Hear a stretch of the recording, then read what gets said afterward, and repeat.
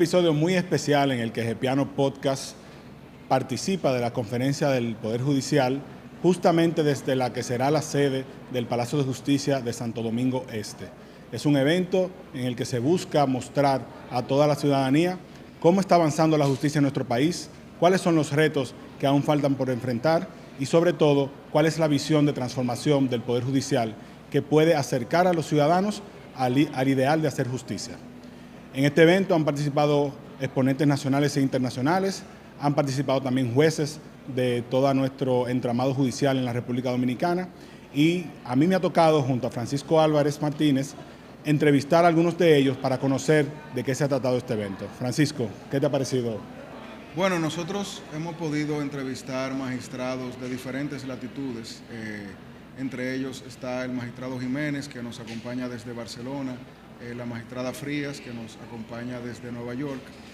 Son personas que nos han permitido tener una cosmovisión comparada de cómo en otros países le han dado soluciones a problemas que son, digamos, localmente todavía sin resolver.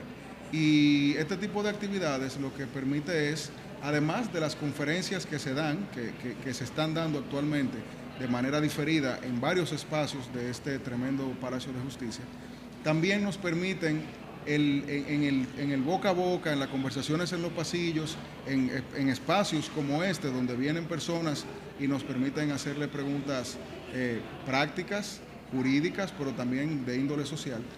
Digamos que ese es el gran beneficio de este tipo de espacios. Agradecemos muchísimo la oportunidad de ser parte del esquema que se está desarrollando aquí actualmente, que demuestra un elemento diferenciador en la justicia dominicana. El día de hoy, por ejemplo, se va a anunciar la plataforma del Poder Judicial, que es prácticamente una sede virtual. Claro. Y si uno hilvana todos esos elementos, evidentemente nosotros estamos siendo parte de una gran revolución. Me tocó a mí la conversación con Miguel Cereceda, que es asesor senior del Programa de Naciones Unidas para el Desarrollo y ha estado muy involucrado en esa transformación de los servicios. Y él me decía que la idea es poner al ciudadano en el centro de lo que se hace y que el juez lo vea, pero también que lo vea el servidor administrativo, que lo vea todo desde el momento que llega una persona a una sede judicial, que sienta que las personas están al servicio de ellos y no que simplemente está luchando para obtener una decisión judicial. Es una democratización del servicio prácticamente, que esté a la mano de todas las personas y que no necesariamente se sienta como un gran esfuerzo lograr ese resultado. Así que mantengan la sintonía con este episodio, vean las entrevistas, la verdad que ha sido un gran esfuerzo y agradecemos mucho al Poder Judicial, agradecemos a la Suprema Corte de Justicia, al magistrado Luis Henry Molina y a todo el equipo que ha estado involucrado en este proceso. Ha sido un gran evento de 3 días, que la verdad que hay que felicitarlo y que esta sede del Poder Judicial, el Palacio de Justicia de Santo Domingo Este, pues que también sirva para acercar a la gente a los servicios judiciales.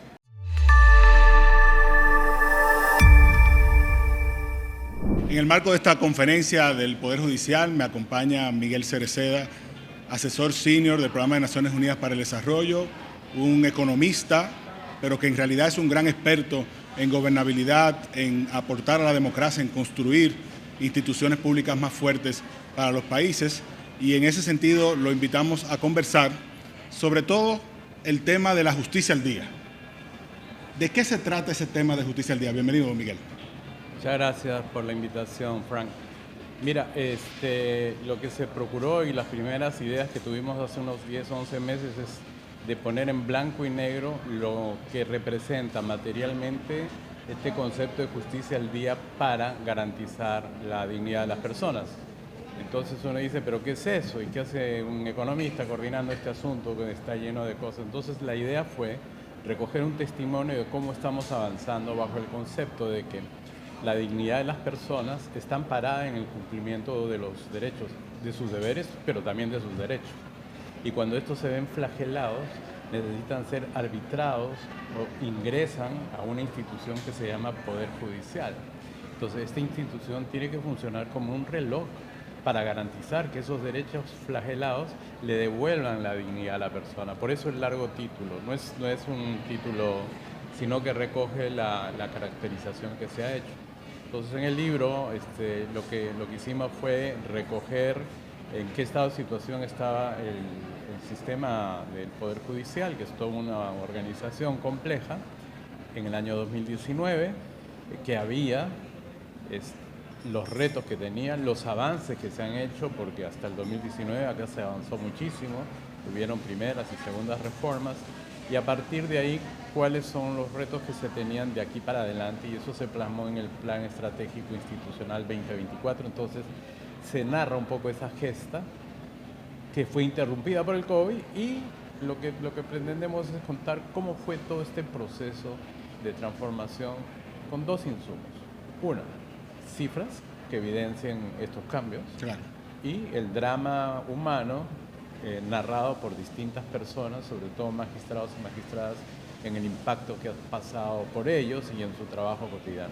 Así que ese es el libro. Lo que estamos hablando es que este libro habla un poco de que, bueno, la justicia denegada también es una forma de ser injustos con la gente. Si el ciudadano común va a un poder judicial, va a un espacio de justicia y no encuentra los medios para hacerlo, para hacer valer su derecho, también está siendo objeto de una violación de su derecho. Es el enfoque del libro y es el enfoque del plan estratégico, a atacar eso. Es el enfoque del libro, es el enfoque del plan estratégico y es el enfoque de la gestión cotidiana. El plan es un libro, es un papel. Sí. Entonces te sirve de orientación y gran parte de los elementos que se planificaron el 19 se han realizado. Pero en el día a día la dinámica entre los usuarios, como dicen, y las personas que utilizan los servicios judiciales y las personas que están dentro del Poder Judicial que atienden esos servicios, se ve sometida a un conjunto de, yo diría, como costumbres. Entonces tú impones cambios, digitalización, procedimientos modernos, pero la costumbre siempre arriba. Claro. En ese sentido, se ha trabajado mucho ese elemento.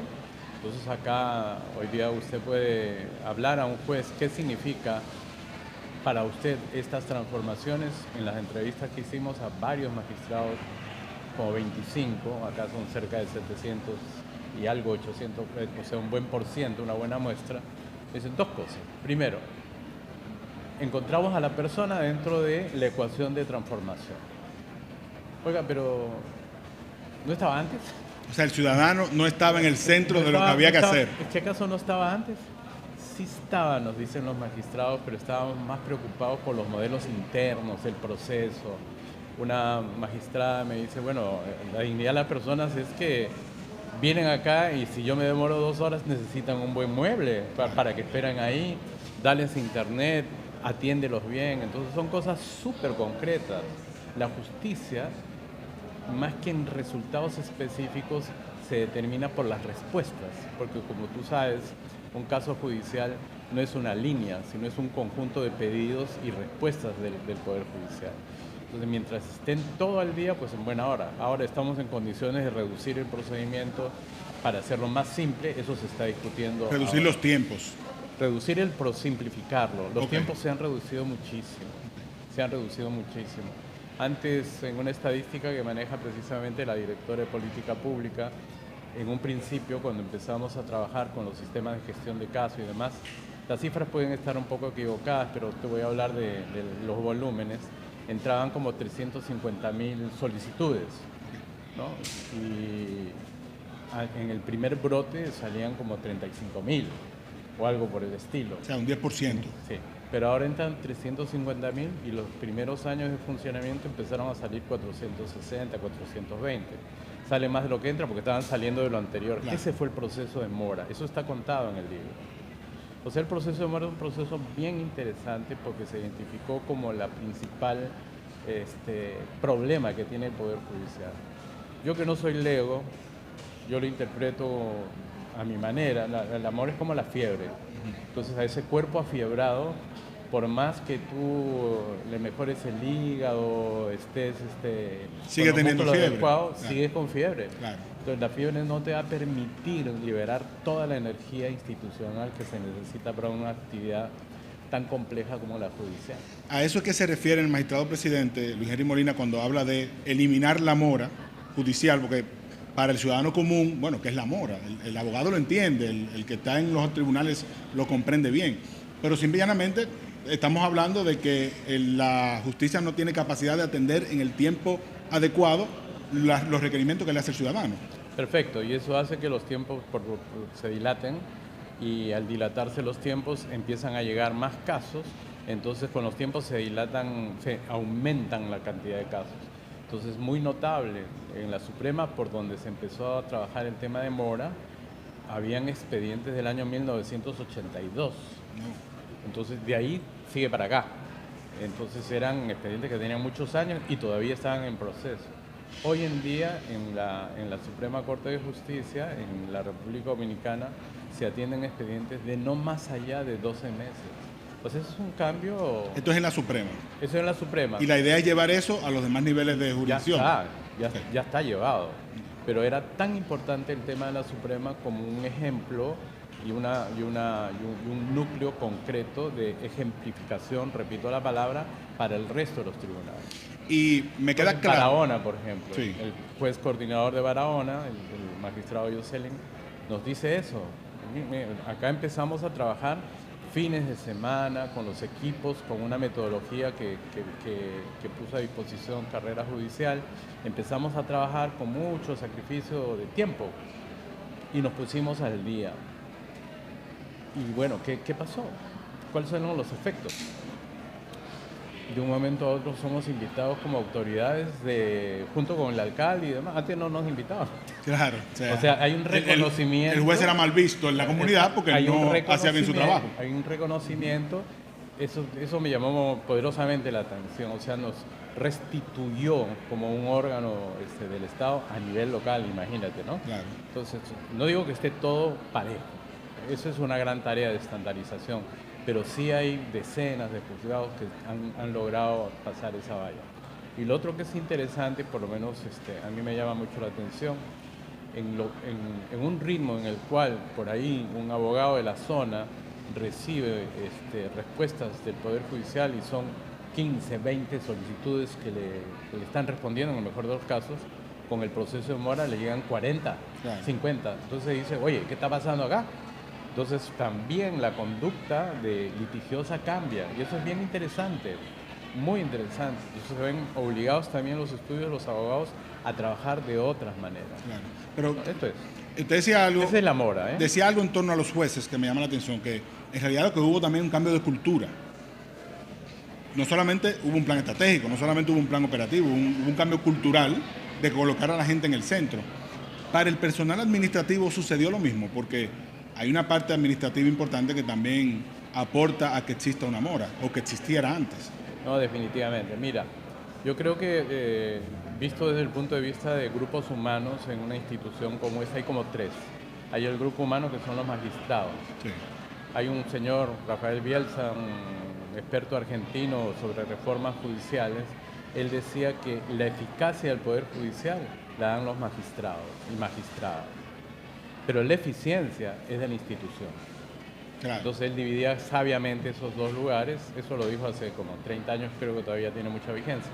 Entonces la parte de la eficiencia a su vez está dividida en dos, que son los servidores públicos que trabajan en los tribunales y los servidores públicos que trabajan en la parte administrativa. Los recursos humanos, finanzas, logística, planificación, la parte de tecnología. Almacén, transportación. Claro. Entonces acá han habido esfuerzos institucionales de poner al centro la siguiente idea. Cualquier cosa que se haga dentro de la institución tiene que tener un impacto positivo en el tribunal. Si no llega al tribunal, no sirve. O sea, y hay muchas actividades que se empezaron a remover. Falta mucho por hacer ahí, pero se empezaron a remover. Esto creo yo que son procesos cada vez más con ganas y con el ímpetu de que sean más acelerados. Y para poner aceleración estamos utilizando en esta institución y en gran parte de la región, pero me refiero específicamente a la República Dominicana, porque ha habido una comprensión del rol de lo digital, que no es un tema de modernizarnos, sino es un tema de encontrar en ese elemento un elemento acelerador. En ese sentido, la pandemia fue, como suele mencionarse por acá, uno de los mejores consultores que tuvo el Poder Judicial. ¿Y un catalizador?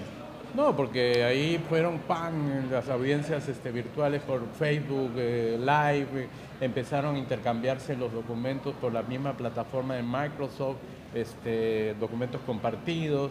Entonces empezaron a utilizar lo que tenían en mano. Y a partir de ahí empezó a madurar el sistema de gestión de casos, que tuvo un proceso de maduración muy violento. Que sin eso quizá hubiese durado 5 o 10 años más. Claro, porque como tú acabas de mencionar, el tema cultural es un tema al cual yo le tengo mucho respeto. No hablo fácilmente de la cultura, pero sí hablo de costumbres. Las costumbres pueden cambiar, sobre todo si están bastante bien contorneadas. Ahora explico un poquito más si tenemos tiempo, pero el tema es que mientras más señales tengas de contorno, pues va a ser mucho mejor. El contorno viene de lo siguiente. Yo soy de un pueblo en el Perú que se llama Yunguyo. Perdón la anécdota, bien chiquita. Cuéntame. El pueblo de Yunguyo. Y en mi pueblo son 20 manzanas y hay un semáforo que algún paisano trajo ahí. Nadie lo respeta.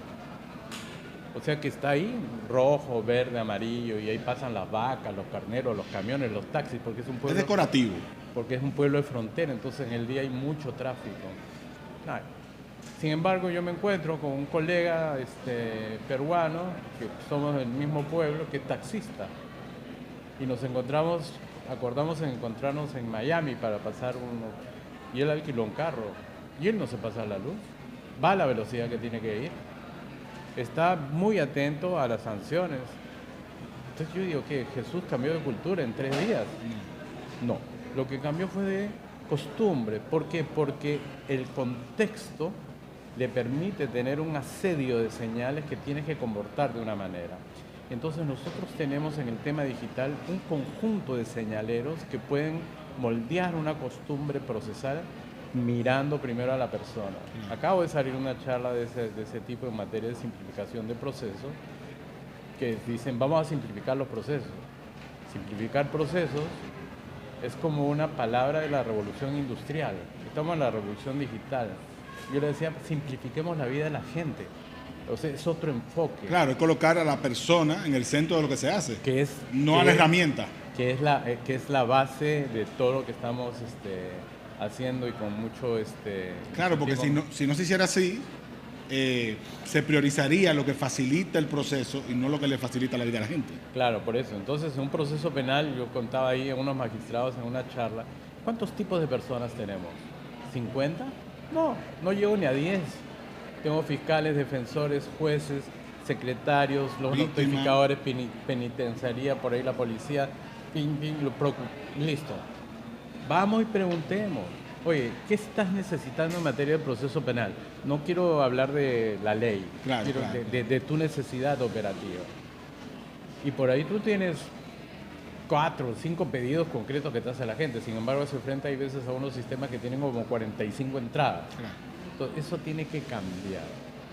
Ejemplo, otro tema, América Latina, Paraguay, el sistema logístico de comercio exterior. Entre las personas que quieren exportar y aquellas otras que quieren importar, entre todo el proceso logístico, hay hay 242 procesos.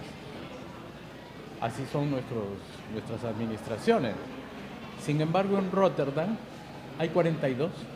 Es lo que la gente entiende cuando le hablan de la burocracia y del exceso de burocracia. Claro, entonces hay 42, ¿por qué? Porque se distinguieron las necesidades concretas de la gente de aduanas, de la persona que está llevando el barco. No duplicar información, no duplicar procesos. Exactamente. Claro. Entonces, claro, acá tenemos en nuestros países, hay una organización pública que se encarga de las exportaciones, otra que se encarga de las importaciones.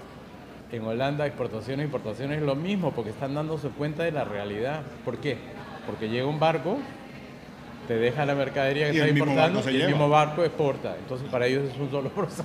Sí, pero bueno, si usted pudiera identificar un par de acciones concretas que han logrado llevar a esa transformación, o sea, que han acercado la administración pública a la gente con este enfoque, ¿cuáles serían? Las que usted entienda más importantes, más relevantes. Más que yo, y está en el libro testificado de esa manera, hay varias cosas, pero las dos más importantes es la como vuelvo a repetir, de las personas y de buena parte de los administrativos en estos dos grupos que acabo de narrar, de que las personas están al centro. Tibiamente, con método no, pero cada quien ha resuelto ese elemento de diferente manera. Ok, o sea que pudiéramos decir... Es bien interesante lo siguiente. Hay veces tú tienes modelos muy rígidos para que esto suceda, pero lo que está experimentando la República Dominicana es que hay una política muy clara de que eso sea así. Entonces, cada quien está interpretando eso de una manera distinta a la que interpretaba antes. O sea, quiero entender esa parte. No estamos hablando de que desde la Suprema Corte o desde el Consejo de Poder Judicial o desde quien hizo todo este plan están bajando, por decirlo de una manera, acciones concretas a cada demarcación o a cada departamento judicial. Están bajando. Lo que están bajando más es metodologías. Están bajando metodologías y esos métodos son procedimientos que se discuten con los propios magistrados y los propios funcionarios. Para que sean ellos los que identifiquen. Están bajando procesos de soporte absolutamente digital. Y algo hay que distinguir. Nosotros tenemos en América Latina procesos digitales en todos los países. Pero puede ser, esto es una información de hace como medio año, un poquito más, puede ser que República Dominicana sea uno de los pocos países donde se ha implementado estos sistemas de soporte digital a nivel nacional. Otros países lo tienen como pilotos en penal, laboral, la niñez. Aquí ha sido todo el mundo. Acá se metió en todo el mundo, con todo lo que eso significa. Porque al masificar eso fue muy complejo, sigue siendo. ¿Hay que mejorar mucho ese sistema? Por supuesto que sí. Pero ahora son los magistrados que están llamando para automatizar algunos procesos. Y ese segundo punto, el primero te decía la gente, ¿verdad? ¿El segundo pudiera ser la tecnología? El segundo es la digitalización, reconocido por todos. Que no es solamente la herramienta, o sea, no es la computadora, no es el servidor, no es el software. Es todo lo que eso ha significado, ¿no? Como te digo, hay que homogenizar mucho en las sedes judiciales, son 230 y pico, ¿no? Este edificio, por ejemplo, va a recoger como decenas de oficinas, sí, que están por aquí, que están por allá. Entonces es una oportunidad de concentración física, no solamente por la infraestructura, sino también y por sobre todo el servicio. Yeah. Toda la arquitectura, el arquitecto te lo puede narrar con más virtud, está pensada para las personas, está pensada para la transparencia. Mira cómo son. Claro, todos los espacios son abiertos. Claro. Yo estoy viendo todo lo que está pasando. Que nada esté escondido. Como usted tiene una visión regional de los temas de gobernabilidad, de justicia, de crear democracia, ¿qué significa esto para la protección de la democracia? Viendo lo que sucede en el resto de América Latina, que las democracias son tan endebles, pudiéramos perder esto de un día para otro. Siempre pensamos que es un tema solo político, pero la justicia hace su rol. Definitivamente. Mira, en el libro, la directora de Rule and Law, que es un organismo que ve los temas del sistema de justicia, hizo una nota y fue bien interesante leerlo. Ella dice un par de cosas, ¿no? Yo voy a agregar una tercera, pero tratando de emular esa parte de Katie Johnson, se llama la persona que está escribiendo, tratando de emular un poco lo que escribió en este libro. Dice lo siguiente, ¿no? El informe de desarrollo humano recientemente salido del PNUD indica que estamos atravesando por una paradoja, porque las cifras son más o menos así: de cada 10 personas en las cifras del PNUD para hacer este informe, 8 se sienten cómodos en la democracia. Está muy bien, pero de cada 3, 2 están listas para cambiar por algo más efectivo. Pudieran cambiar a otro modelo de gobierno.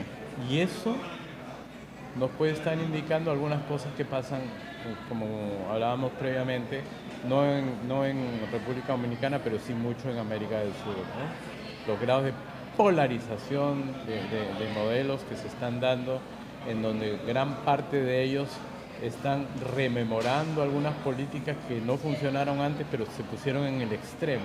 Entonces ya no hay más una visualización catalizadora del diálogo en estas democracias, sino estas permanentes oposiciones.